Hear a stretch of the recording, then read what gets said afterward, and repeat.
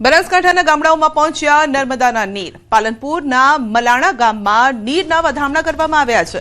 શ્રીફળ વધેરી ખેડૂતોએ નર્મદાના નીરને વધાવ્યા છે। વર્ષો જૂની મલાણા તળાવ ભરવાની માંગ આખરે સ્વીકારાઈ। નર્મદાના નીર પહોંચતા ખેડૂતોમાં પણ ખુશી છે।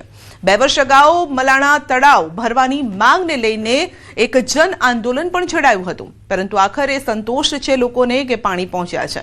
મલાણા સહિત આસપાસના વિસ્તારમાંથી ખેડૂતો, મહિલા પશુપાલકો હજારોની સંખ્યામાં રસ્તા પર પણ ઉતર્યા હતા। એ સમયે આખરે નર્મદાના નીર આ તળાવમાં પહોંચતા મલાણા સહિત આસપાસના વિસ્તારમાં ભૂગર્ભ જળના જે તળ છે તે પણ ઊંચા આવશે।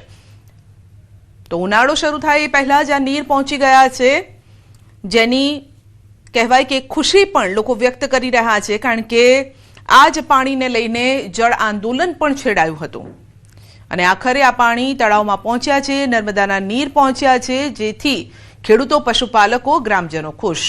વધુ અપડેટ મેળવીશું સંવાદદાતા કિશોર પાસેથી। જી કિશોર, આ પાણીની કિંમત કદાચ આ લોકો સિવાય વધારે કોઈ ન સમજી શકે, કારણ કે આ જ પાણીના લીધે તેઓએ જન આંદોલન પણ છેડ્યું હતું।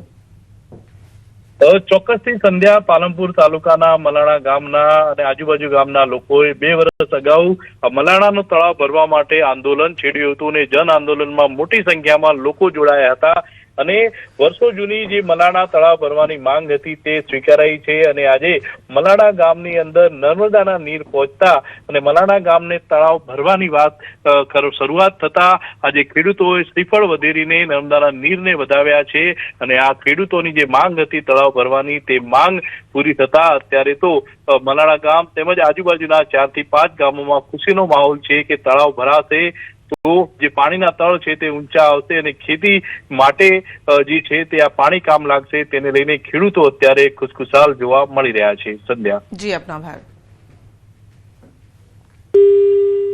રાજ્યમાં ભ્રષ્ટાચારના આક્ષેપો વચ્ચે ઓલપાડ તાલુકાના દેલાડ ગામે 5 કરોડથી વધુના ખર્ચે બનાવાયેલા તળાવની ગુણવત્તા સામે ગંભીર સવાલો ઉભા થયા છે।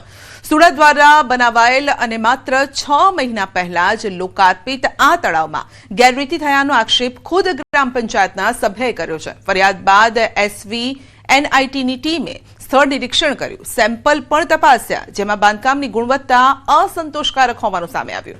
રિપોર્ટ મુજબ કોન્ક્રીટ ગ્રીડ બીમમાં હની કોમ્બિંગ, હલકી ગુણવત્તાની સામગ્રી, ઇજનેરી ધોરણોના ભંગ જેવા મુદ્દા પણ નોંધાયા છે। બાળકો માટેના રમતગમત સાધનો પણ તૂટેલી હાલતમાં જોવા મળ્યા છે અને હવે સમગ્ર મામલો કલેક્ટરના સ્વાગત કાર્યક્રમ સુધી પહોંચ્યો છે। સુડા દ્વારા જે દેડા ગામમાં અદ્યતન તળાવ બનાવાયું 5 કરોડ 70 લાખમાં ખર્ચે, એમાં જે પ્રમાણે કામ થવું પડે એ પ્રમાણે કામમાં ગેરરીતિ થઈ, એટલે હલકી ગુણવત્તાનું કામ થયું। એના માટે અમે અવારનવાર સુડાના અધિકારીઓને, એમના કાર્યપાલ ઇજનેરશ્રીને આવા લેખિત અને મૌખિક ફરિયાદ કરી, પણ અમારી કોઈ વસ્તુ ધ્યાનમાં લેવામાં આવી નહીં। આ બાબતમાં અમે હારી કંટાળી અને SVNIT એને અમે ઇન્વાઇટ કર્યા અને અમે અરજી કરી અને અમારી સ્ટેબિલિટી માટે અમે એને બોલાવ્યા। અહીંયા બધા નમૂના લઈ ગયા અને અમને રિપોર્ટ આપ્યો। રિપોર્ટ એકદમ બેડ આવ્યો, ખરાબ આવ્યો રિપોર્ટ, અને અમારા તરફથી રિપોર્ટ આવ્યો। રાજકોટના જેતપુરમાં 141 વર્ષનો સુવર્ણ ઇતિહાસ ધરાવતી કમરીબાઈ હાઈસ્કૂલનું ભવ્ય ભવન આજે ખંડેર હાલતમાં ફેરવાઈ ગયું છે। જેતપુરની શાન ગણાતી 141 વર્ષ જૂની ઐતિહાસિક શ્રી કમરીબાઈ હાઈસ્કૂલ આજે તંત્રની ઉદાસીનતાના કારણે ખંડેરમાં ફેરવાઈ રહી છે। 1884માં જેતપુરના રાણી કમરીબાઈએ પોતાના કરિયાવરની 2000 સોનાની ગીનીઓ દાનમાં આપીને આ વિદ્યાધામનો પાયો નાખ્યો હતો અને આ એ જ શાળા છે જેણે ધૂમકેતુ અને રજની કુમાર પંડ્યા જેવા સાહિત્યકારો તથા ગઝલ સમ્રાટ પંકજ ઓધાસ જેવી હસ્તીઓનું ઘડતર કર્યું, પરંતુ આજે તેની કલાત્મક ઇમારત અને છત ગમે ત્યારે તૂટી પડે અને જર્જરિત હાલતમાં છે। આ ઈસવીસન 1884થી આ કમરીબાઈ હાઈસ્કૂલની સ્થાપના થયેલી છે। કમરીબાઈએ પોતાનું કરિયાવરમાં જે હતા એમાંથી 1000 ગીની છે એ આ શાળા બનાવવા માટે ભેટ એ સમયે આપેલા હતા અને એમાંથી આ શાળા બનેલી છે। આ શાળામાં નિરંજન પંડ્યા ભજની કલાકાર, પંકજ ઉધાસ, મનોજ ઉધાસ જેવા ગઝલ ગાયક, ગૌરીશંકર એટલે કે ધૂમકેતુ વગેરે લેખક, ઉદ્યોગકારો, ઇતિહાસકારો, ડૉક્ટરો અને વકીલો વગેરે પણ ઘણા બધા બની ગયેલા છે અને તેઓ અવારનવાર આ શાળાની મુલાકાત લઈ શાળા રિનોવેટ થાય એ માટે રજૂઆત કરતા હોય છે કે આ ઊંચી એવી દિવાલની પાછળ મા સરસ્વતી દેવીનું મંદિર આવેલું છે. કોઈ જેલ નથી. લોકશાહીના રાજવીઓ, જરા તો શરમ કરો. તમે આ માના મંદિરની સામે શૌચાલય ખડું કરી દીધું. તમે માની સામે યુરિનલ કરતાં શીખ્યા ક્યાંથી? એટલે દુઃખ થાય છે. બ્રિટિશ સ્થાપત્ય અને કાઠિયાવાડી શૈલીના સમન્વય સમાન આ ભવનમાં એક સમય સૌરાષ્ટ્રનું પ્રથમ સહશિક્ષણ શરૂ થયું હતું અને શાળાની દુર્દશા જોઈને ભૂતપૂર્વ વિદ્યાર્થી પણ ખૂબ દુઃખી છે. તો હાલમાં 273 વિદ્યાર્થીઓ આ જ કમ્પાઉન્ડના ઓરડામાં ભણી રહ્યા છે, પરંતુ તેમની નજર સામે જ આ અમૂલ્ય સાંસ્કૃતિક વારસો દમ તોડી રહ્યો છે. જૂના ફર્નિચરનો કાટમાળ અને ઉગી નીકળેલી વનસ્પતિઓ આ ઐતિહાસિક ધરોહરની ગરિમાને ઝાંખપ લગાડી રહી છે. ઘણા સમયથી જર્જરિત પરિસ્થિતિમાં છે અને પડી જવાના આરે ગાળે છે. જો આ સ્કૂલમાંથી ઘણા એવા મહાન વ્યક્તિઓ ધૂમકેતુ જેવા ભણીને ગયેલા છે અને આ સ્કૂલને આગળ વધારવા માટે જલ્દીથી જલ્દી રિનોવેશન કરાવવાની જરૂર છે. અને આમાં અત્યારે પોપડા પડવાના શરૂઆત ચાલુ થઈ ગયેલ છે અને ભણતી વખતે ખૂબ જ ડર લાગે છે.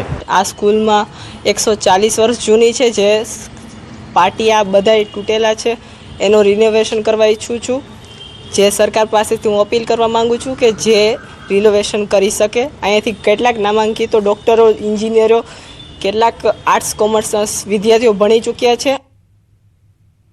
સરકાર અને સ્થાનિક તંત્ર દ્વારા હેરિટેજ જાળવણીની વાતો થાય છે, પરંતુ જેતપુરના આ સાંસ્કૃતિક વારસા સમાન બિલ્ડિંગનું રિસ્ટોરેશન કરવામાં ન આવ્યું અને જેને લઈને આગામી પેઢી પાસે માત્ર ફોટોગ્રાફ્સ જ બાકી રહેશે. જેતપુરના શ્રેષ્ઠીઓ અને સરકારે સાથે મળીને રાણી કમરીબાઈના ત્યાગ શિક્ષણના આ પવિત્ર ધામને પુનઃજીવંત કરવાની જરૂર છે, જેથી 141 વર્ષનો સુવર્ણ ઇતિહાસ કાયમ માટે ન ભૂંસાઈ જાય. સ્કૂલ ક્યારે પડી જાય એનું નક્કી નથી. આ સ્કૂલ ક્યારે પડી જાય એનું નક્કી નથી અને વિદ્યાર્થીઓના જીવના જોખમ હોય. વિદ્યાર્થીના વાલીઓ આ પડું થઈ ગયેલી સ્કૂલમાંથી વિદ્યાર્થીઓને ઉઠાડી લે છે. ખાસ કરીને બધાય બહુ બ્રિલિયન્ટ છે, માટે આ સ્કૂલ તાત્કાલિક, સરકાર અત્યારે સ્કૂલોને પ્રમોટ કરે છે, સરકાર અત્યારે શિક્ષણને પ્રમોટ કરે છે, તો વિદ્યાર્થી તેજસ્વી જે હોય એ આગળ વધી શકે, માટે આ સ્કૂલને તાત્કાલિક રિનોવેટ કરાવે એવી હૃદયપૂર્વક અમારી નમ્ર અપીલ છે સરકારને.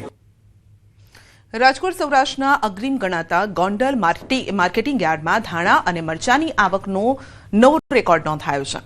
યાર્ડમાં સિઝનની રેકોર્ડ બ્રેક 1.25 લાખ ગુણી ધાણાની આવક થતાં લાંબી કતારો લાગી છે.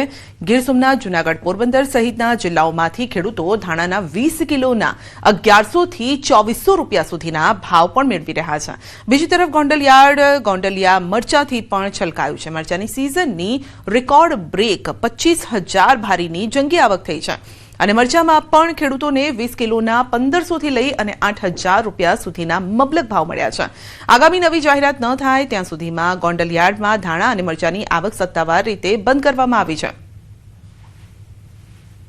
સૌરાષ્ટ્રનું અગ્રીમ ગણાતું ગોંડલ માર્કેટ યાર્ડમાં ધાણાની આવક શરૂ કરવામાં આવી હતી, જેમાં ધાણાની રેકોર્ડ બ્રેક આવક થઈ હતી, જેમાં ધાણાની 1,25,000 બોરી જેવી આવક થવા પામી હતી અને ધાણાના ભાવ 1100 થી લઈ અને 2400 સુધી બોલાતા હતા. અને મરચાની આવક પણ રેકોર્ડ બ્રેક થઈ છે, જેમાં 25,000 ભારી જેવી મરચાની આવક થઈ છે, જેના ભાવ 1500 થી લઈને 8,000 સુધી બોલાતા હતા. જ્યાં સુધી ગોંડલ માર્કેટ યાર્ડની બીજી જાહેરાત ન થાય ત્યાં સુધી ધાણા અને મરચાની આવક બંધ કરવામાં આવે છે. આણંદના સોજિત્રામાં 25 ગામોમાં 1500 હેક્ટર જમીનમાં ખેડૂતોએ ટામેટાની ખેતી કરી છે, પરંતુ આ વર્ષે ખેડૂતોને ભારે આર્થિક નુકસાન સહન કરવાનો વારો આવ્યો. 5 થી 8 હેક્ટર જમીનમાં ખેડૂતોએ 2.5 લાખથી 2.5 લાખ ખર્ચ કર્યા છે અને જેની સામે વળતર માત્ર 35,000 થી 50,000 સુધીનું મળ્યું છે. ખેડૂતોનો આક્ષેપ છે કે વેપારીઓ 5 થી 7 રૂપિયા કિલોના ભાવે ટામેટાની ખરીદી કરી રહ્યા છે. રાજ્ય સરકાર ડાંગર, ઘઉં, ચણા, બાજરી ટેકાના ભાવ નક્કી કરે છે. આ મુજબ શાકભાજીનું ઉત્પાદન એવા ટામેટાના ભાવ નક્કી કરે તેવી માંગ ખેડૂતો કરી રહ્યા છે. વેપારીઓ એમ કહે છે કે બહારના રાજ્યોમાં ટામેટા વધારે થયા, એટલે અમારે અહીંયા ટામેટાનો ભાવ જ નહીં. લગભગ 1 કિલો 6 રૂપિયા ભાવ છે. 6.5 હેક્ટરમાં વાવેતર કરેલું છે ટામેટીનું અને અત્યારે ટામેટીના ભાવ પણ પૂરતા જેવા મળતા નથી. તો મારે સરકાર પાસે એક આશા છે કે ટોમેટાના ભાવ ટેકાના જાહેર કરે. સુરેન્દ્રનગર જિલ્લો ખેતી આધારિત જિલ્લો છે. અનેક પરિવારો ખેતી પર નિર્ભર છે અને ત્યારે ધ્રાંગધ્રા તાલુકાના સજ્જનપુરમાં ખેડૂતે પરંપરાગત ખેતી છોડી બાગાયત ખેતી અપનાવી છે. ખેડૂતે 13 એકર જમીનમાં શક્કરટેટીનું વાવેતર કર્યું છે. 40 લાખથી વધુની કમાણી કરી રહ્યા છે. સામાન્ય રીતે અંદાજે 70 દિવસના સમયગાળામાં જ શક્કરટેટીનો પાક તૈયાર થઈ જાય છે અને આ પાક તેમને વર્ષનું 180 ટનથી વધુ ઉત્પાદન આપે છે અને અંદાજે 40 લાખ રૂપિયાથી વધુ આવક પણ કરાવે છે. શક્કરટેટીના ખરીદદાર વેપારીઓ સીધા ખેતર પરથી શક્કરટેટી ખરીદે છે. આથી ખેડૂતને વેચાણ માટેની ઝંઝટમાંથી પણ મુક્તિ મળે છે. અત્યારે અમે બાગાયત પાકો જેવા કે દાડમ, વોટરમેલન, મસ્કમેલનની અત્યારે ખેતી કરી છે. તેમાં અમને બહુ જ મોટું ઉત્પાદન મળે છે. પ્રકારનું જે મસ્કમેલનનું વાવેતર કર્યું હતું એમાં અત્યારે મને ઓછામાં ઓછો 180 ટન જેટલો માલનું ઉત્પાદન થયું છે. આમાં આ ખેતીમાં અમને સારું એવું ઉત્પાદન મળે છે અને સારા એવા રૂપિયા મળે છે. સ્ટ્રોબેરી આમ તો ઠંડા પ્રદેશોમાં થાય છે, પરંતુ બનાસકાંઠાના દાંતામાં સ્ટ્રોબેરીની સફળ ખેતી થઈ રહી છે. દાંતા તાલુકાના છોટા બામોદરા ગામે જયંતિભાઈ નામના ખેડૂતે સ્ટ્રોબેરીની ખેતી કરી સારી કમાણી કરી છે. સ્ટ્રોબેરીના પાક ઉપર ગ્રો કવર લગાવીને ફળની માવજત કરી રહ્યા છે. આમ ખેડૂત દ્વારા સ્ટ્રોબેરી સિવાય અન્ય શાકભાજીની ખેતી કરીને ઉપજ મેળવે છે, પરંતુ તેની સરખામણી સ્ટ્રોબેરીના ભાવ ₹700 જેવા કિલોના ભાવે મળતા હોવાથી સ્ટ્રોબેરીની સારી માવજત કરી વધુ ઉપજ મેળવી રહ્યા છે. એટલું જ નહીં, છોટા બામોદરાના ખેડૂત જયંતિભાઈ પ્રાકૃતિક કૃષિ મોડલ ફાર્મ બનાવીને પ્રાકૃતિક ખેતીવાડી કરી રહ્યા છે, જેને લઈને તેઓને પ્રમાણપત્ર પણ મળ્યા છે. જે રીતે સરકારની નેમ છે અને ખેતીવાડીની ખેતી વધુ ઉપજ મેળવે તેવા સરકાર યથાર્થ પ્રયત્નો કરી રહી છે, ત્યારે ખાસ કરીને દાંતા તાલુકામાં હવે સ્ટ્રોબેરીની ખેતીવાડી પણ શરૂ થઈ છે અને ખાસ કરીને ઠંડા પ્રદેશોમાં જેવું કે કાશ્મીર છે, જમ્મુ છે, એ સાઈડે વધારે જોવા મળતી ખેતી હવે આ દાંતા તાલુકો પછાત વિસ્તાર ગણાતા એવા વિસ્તારમાં પણ સ્ટ્રોબેરીની ખેતી જોવા મળે છે. આપણે બતાવવા માંગીશું હાલ અમે જે દાંતા તાલુકો છે, દાંતા તાલુકાના મોટા બામોદરા ગામે પહોંચ્યા છીએ અને ત્યાં આપ જોઈ રહ્યા છો કેવી સિફત રીતે અને સરળતાથી ખૂબ જ સાવચેતીપૂર્વકની આ ખેતી હાલ તબક્કે જોવા મળી રહી છે અને લાલ ચટાક સ્ટ્રોબેરી છે અહીંયા પકવવામાં આવી રહી છે અને માનવામાં આવે છે કે આ ખેતીવાડી જે છે છેલ્લા 5 વર્ષથી કરવામાં આવે છે અને જે ખેડૂતો પણ એવું માની રહ્યા છે કે અમે શરૂઆતમાં જે છે એ શરૂઆતમાં પહેલા વર્ષે ખેતી લાવી આના રોપા લાવી અને ટ્રાય કર્યો હતો અને ટ્રાય કર્યા પછી તેમાં સફળતા મળતા આ ખેતીવાડી અમે કરી હતી. અને આપણી સાથે ખેડૂત છે, ખેડૂતને પૂછવા માંગીશું કે આ ખેતી જે